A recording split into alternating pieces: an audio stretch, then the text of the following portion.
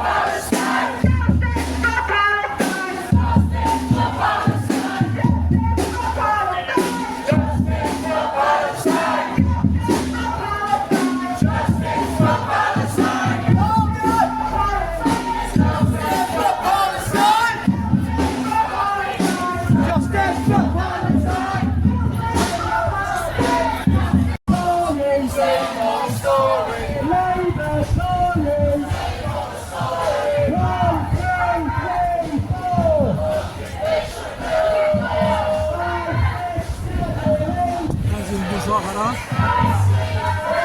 تمر من جامعة ليفربول تحديدا لطلاب الجامعة المؤيدين للحق الفلسطيني.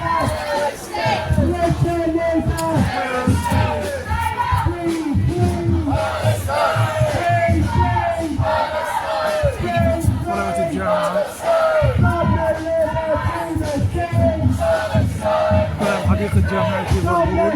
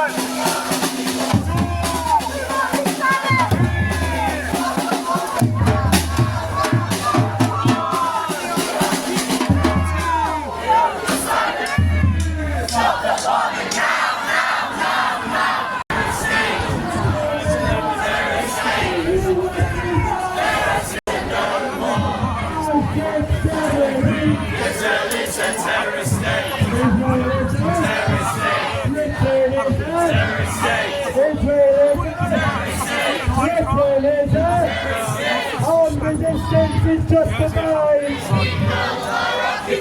Armed resistance is justified. Armed resistance is justified. Armed resistance is justified.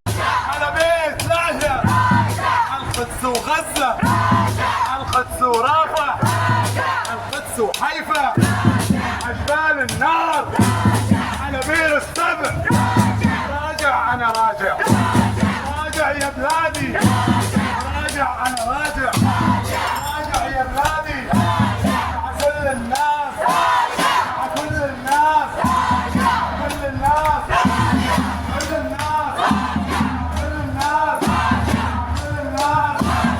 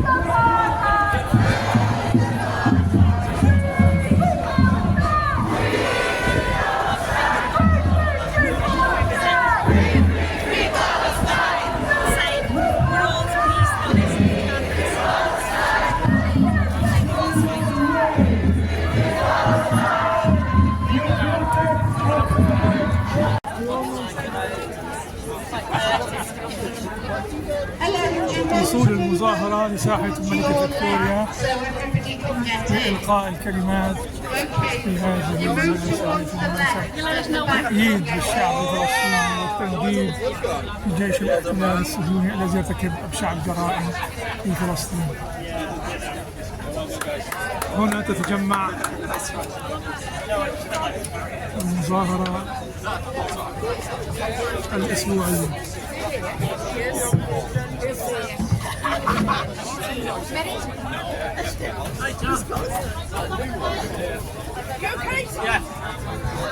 And just in case anybody doesn't, was targeted by Israeli tanks, and she begged for rescue in a phone call as she was stranded inside the car with her dead relative. Shamelessly profiting from genocide, and that's happening right now.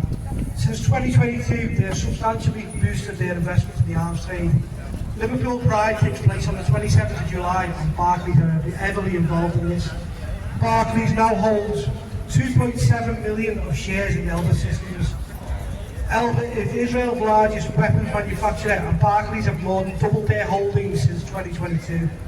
With the bank also investing over £100 million in General Dynamics. Now, General Dynamics provides gun systems for the fight against used by Israel to bombard the Gaza Strip.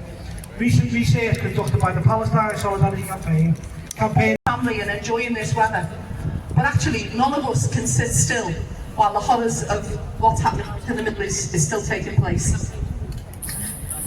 It's been 270 days since we started marching in October, but for the Palestinian people they've had 27,780 days since the Nakba was cast upon them in 1948. So you just imagine that.